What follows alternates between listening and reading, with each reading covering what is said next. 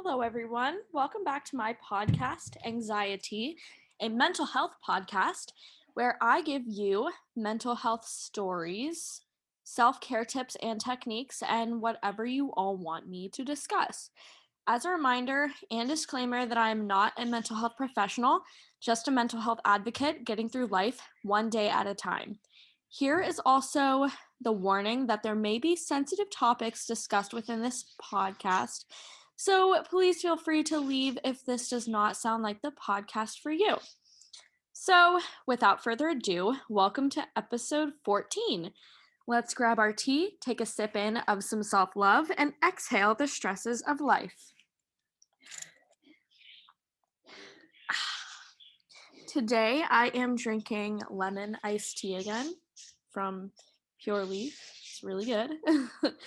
So, for today's podcast, we are going to interview another person that is a loved one of somebody struggling with addiction.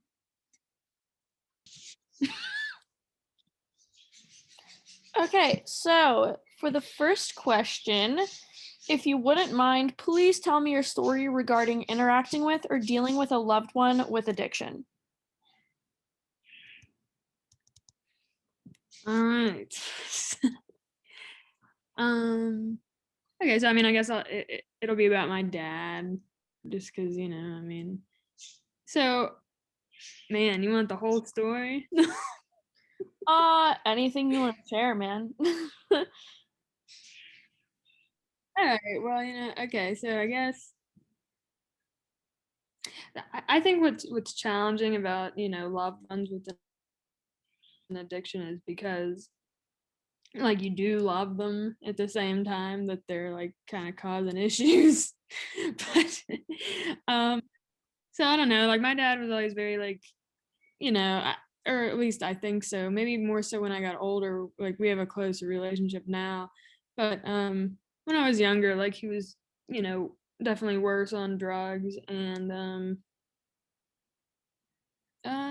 so like before I was born, even like earlier in his life, like he had a bad heroin addiction, and somehow, because that's like everybody says that's like the hardest thing to get like away from, but like somehow he managed to get away from that, and I don't know, but then like he had an opioid thing with pills, but I don't know. I think overall with him it was like like trying to be an escape or whatever. But anyway, so when I was growing up, like, times it would be difficult, like if I don't know, if he like I guess I would notice like if he was on drugs or not, but like when I was a little kid I didn't like tell like I didn't really think about it in as much depth as I do now. Of course, I just thought it was like, oh well, this is the way it is. Like, and that's that affects kids because it's like it's it's like living with an uncertainty. Like you don't know when. I didn't know when like he would be on drugs or not, and it was very like unpredictable. And then I wouldn't know like how to feel like or like when to get close to him or not because I wouldn't want to be around him when he was on drugs. Um, and then I used to be embarrassed of like having people over, like if he was on something and acting like weird or whatever. And then like also he would just sometimes be like almost unconscious, whatever, and I'd like find him like on the ground and shit. um I don't know. I mean, I think that definitely like he has made a ton of progress between then and now. So that's good to know, but I think that it also comes down to mental health, and I think a lot of people with drug addictions it stems from like another issue they're having, like either personally or like with other people in their life. I don't know. Yeah, and also And then I also know. Oh, sorry. Go ahead. Oh, well, I know that like I know that it has affected his like relationships in the past too, like his like he was married at one point for like 20 years, but and like I don't think he would have ever like gotten a divorce or whatever, but like she finally had enough because he was just too bad into the drugs and all that. So, and I'm sure he's like, oh yeah, he's probably like, I know he's like stolen things from people before, like, for drugs or whatever. So there's that. Yeah. And it's crazy that recently, because I mentioned this in one of my podcasts regarding addiction, that recently addiction has been recognized as a mental disorder, like a mental illness, and Yeah. it is now called addiction disorder, which is really, really interesting because nobody really knew about that until recently. Mm-hmm. So, my next question is, how did you know that your loved one had an addiction? Um, I guess from like, I mean, yeah, from seeing stuff, I guess, when I was a kid, but also from like other people, like my grandma or like my aunt or like other people in the family kind of like, saying stuff about it. And like, I don't know, well, I used to kind of be confused on how to feel about my dad because it's like all these people were like saying bad stuff about him, but like, because of his addiction. But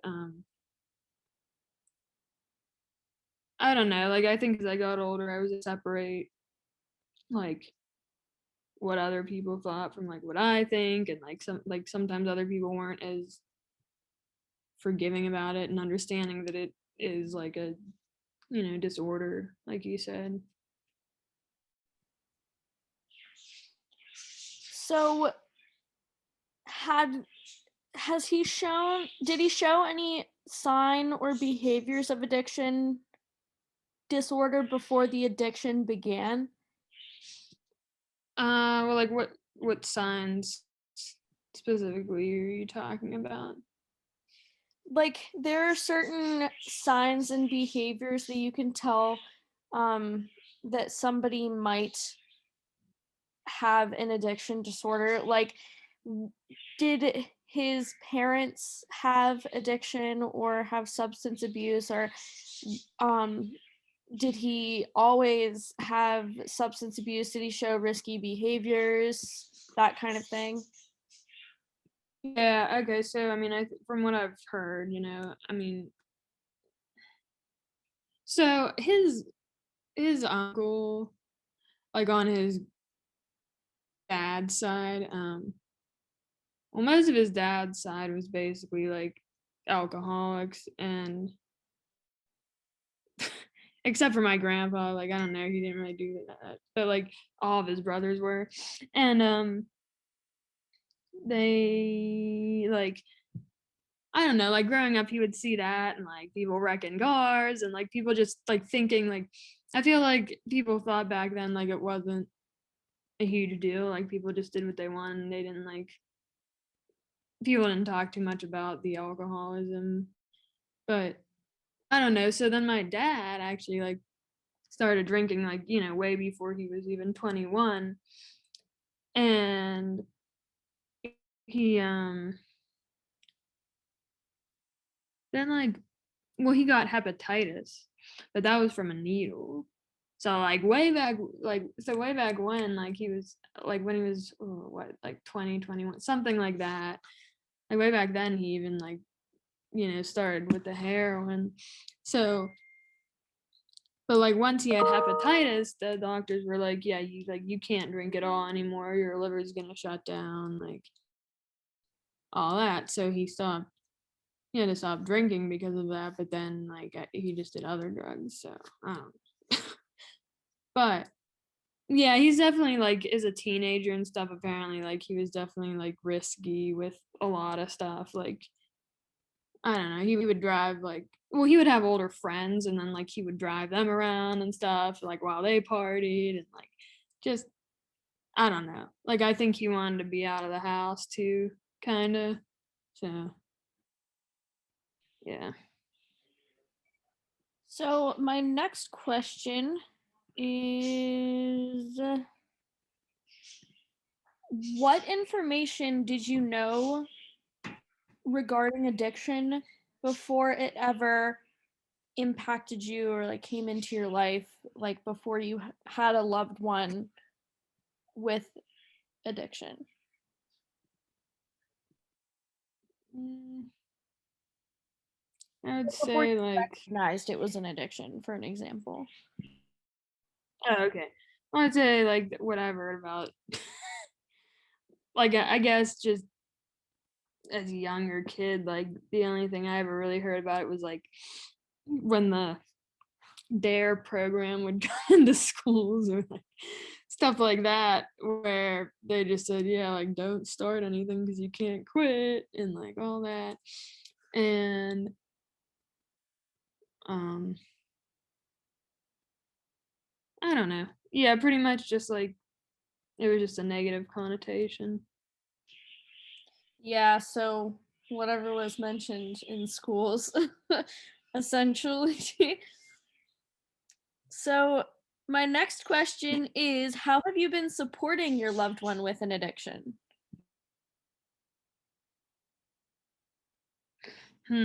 That's tough, I feel like. Um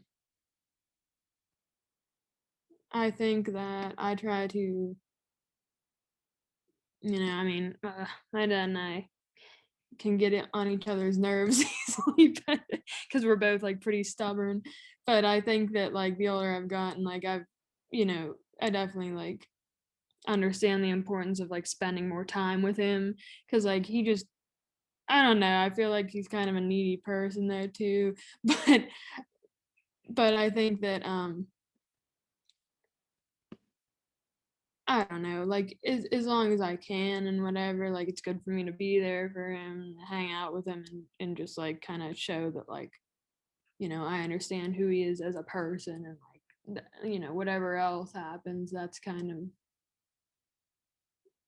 just I don't know, that is just what comes with it, I guess. How has your support benefited your loved one? Wait, you cut out a little bit. Can you repeat that question? Yes. How has your support benefited your loved one? I think it gives him like I think it gives him a more of a reason to like stay clean for the most part and not do anything too stupid because he knows that like I still like he knows that he has to like he's concerned about taking care of me and making sure I'm all right, whatever. But I think that me like being around and showing him that I care like helps him to kind of stay on a better path. My next question is how do you try to decrease any triggers that he might have within the house since you live with him? Hmm. Um,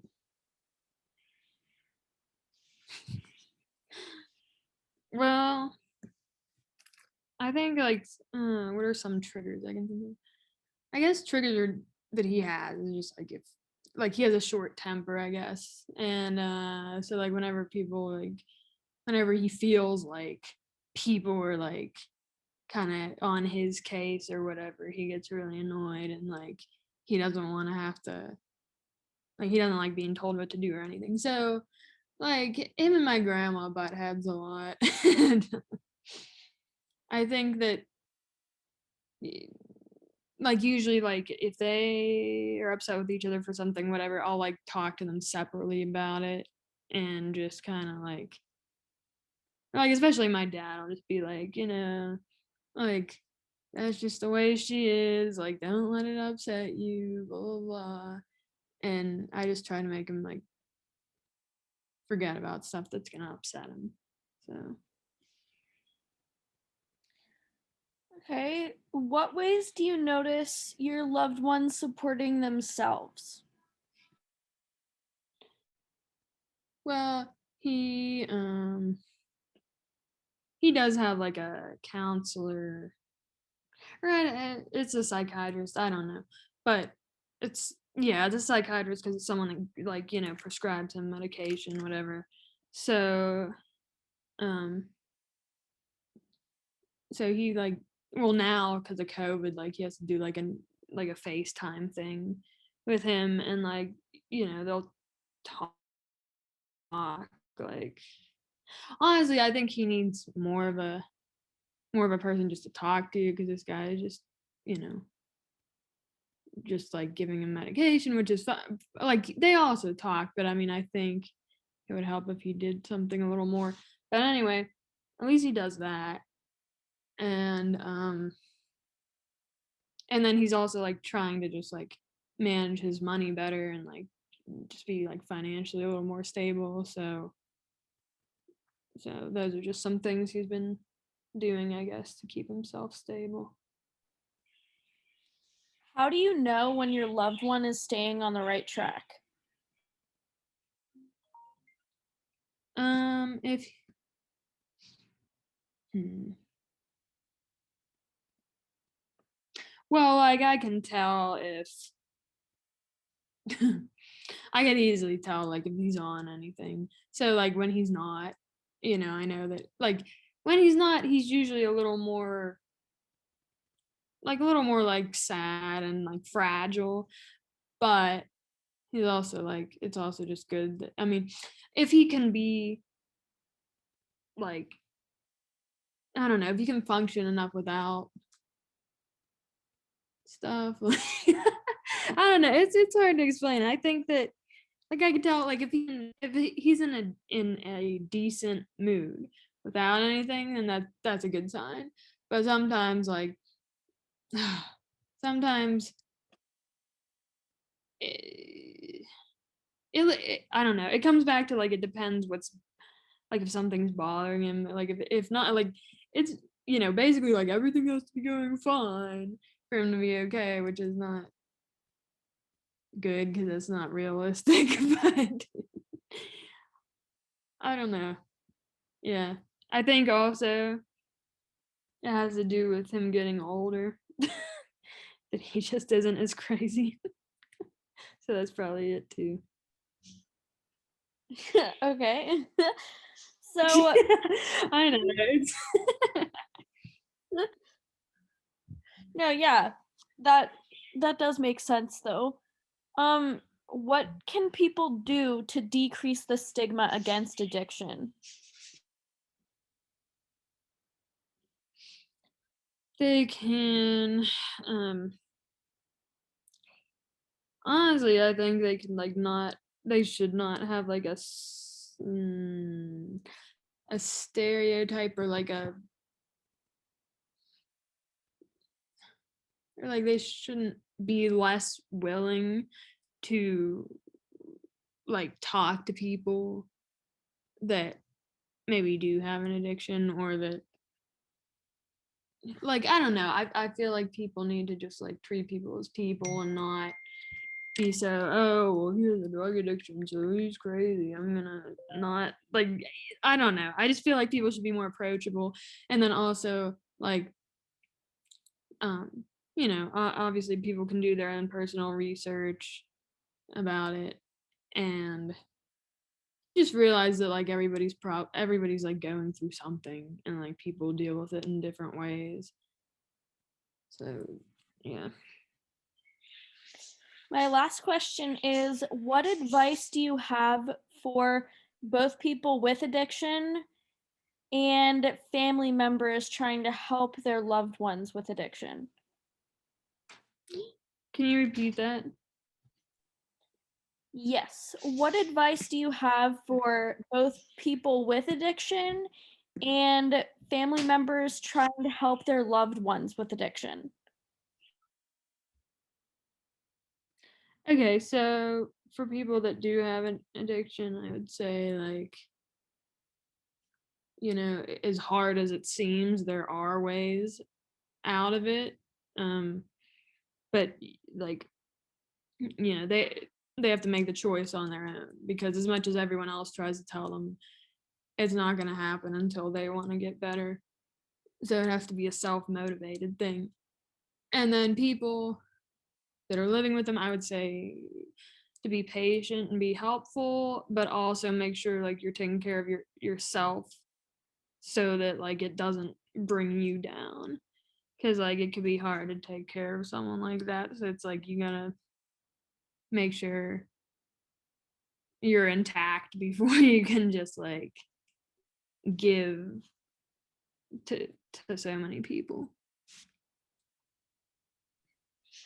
Yeah. Okay, well, thank you. That was great. As we complete our journey, I want to wish you all luck on your own individualized journeys and hope that you can find comfort in these videos and knowing that you are not alone. Please share these videos to spread awareness and end the mental health and addiction stigma. For those of you that do watch and support my videos, thank you. It means a lot to know that someone cares about these messages, especially now in a time where we need more love and less hate towards one another.